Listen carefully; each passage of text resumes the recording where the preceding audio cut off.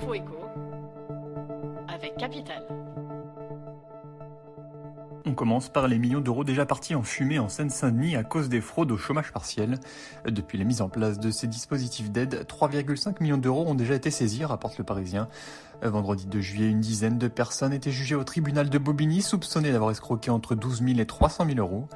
Tracfin, le service chargé de la lutte contre la fraude fiscale, a effectué de nombreux signalements qui ont mené à plusieurs enquêtes depuis le premier confinement.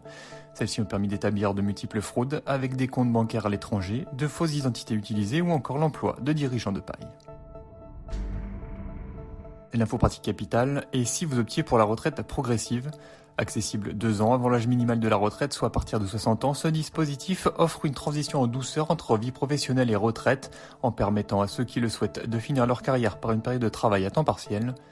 L'intérêt, à la différence du cumul emploi-retraite qui consiste à demander le versement de sa retraite puis à reprendre une activité professionnelle une fois retraité, ce dispositif progressif vous permet d'améliorer le montant de votre future pension. Lorsque vous cesserez définitivement de travailler, on recalculera le montant de votre retraite pour tenir compte des droits supplémentaires que vous avez acquis en contrepartie de votre activité à temps partiel.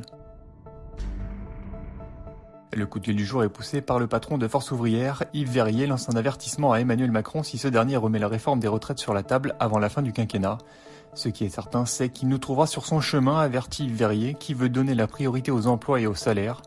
Et pour le leader du syndicat, il est en effet pas possible de faire de la réforme des retraites un enjeu électoraliste.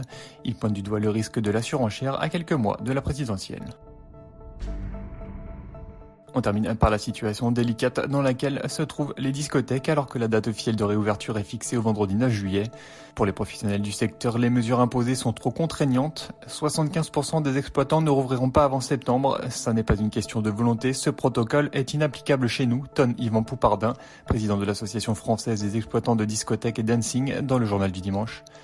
En cause, le test PCR négatif de moins de 72 heures ou le certificat de vaccination demandé, alors qu'à ce jour, seuls 15% des 18-24 ans sont vaccinés. Or, il s'agit de la cible principale des établissements de nuit. C'était l'info écho avec Capital.